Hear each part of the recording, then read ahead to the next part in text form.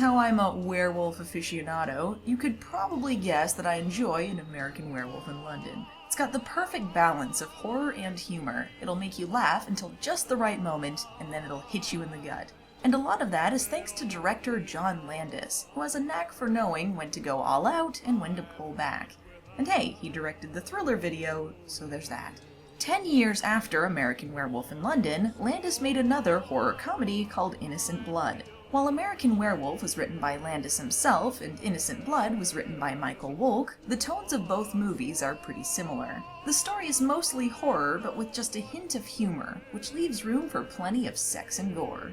Innocent Blood centers on French vampire Marie and undercover cop Joe. Joe is outed after a 2-year stint with the mafia, and they put out a hit on him, just as Marie tries to make a meal out of mafia boss Sal. Something goes wrong, and she ends up accidentally turning him into a vampire. Because Marie only kills bad people, she and Joe work together to stop him and his vampire mafia goons. At first, this film doesn't seem like a comedy, but then there's jokes like this. I was sad. I was starved. It was time to treat myself. And I thought, what about Italian? Or there's the obvious garlic in the food gag, or lines from the mafia members concerning their boss's recent return from the dead. But it never feels goofy. All of the humor stems naturally from what's happening. Robert Loggia, who played Sal, is an imposing presence who actually seems scarier than Marie, which made him a great villain. Again, like American Werewolf, monsters aren't just monsters. Marie might be a vampire, but she never takes innocent blood. I did find Marie's story to be a bit lacking, though. We never find out how she came to be a vampire, or why she changed her ways, or if she ever needed to. Was she always looking for redemption?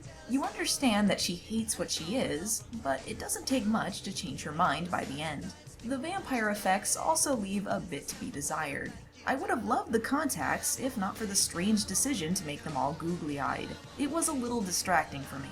When Marie and Joe eventually do team up, it's a little late into the movie, and it again feels incomplete. They get together by the end, but you don't see many moments with them outside of chasing the bad guys or having sex. They don't have many character moments that make me buy their relationship.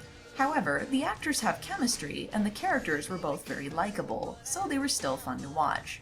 This is not a short movie, it's just under 2 hours, which becomes a bit of an issue when the plot pretty much jumps into the chase from the get-go. It felt like more pauses, more moments outside of trying to get the mob guys would have served the story a little better. That being said, I still enjoyed the movie for what it was. The bad guys were scary, there were buckets of blood, and there was a lot of dark humor done right.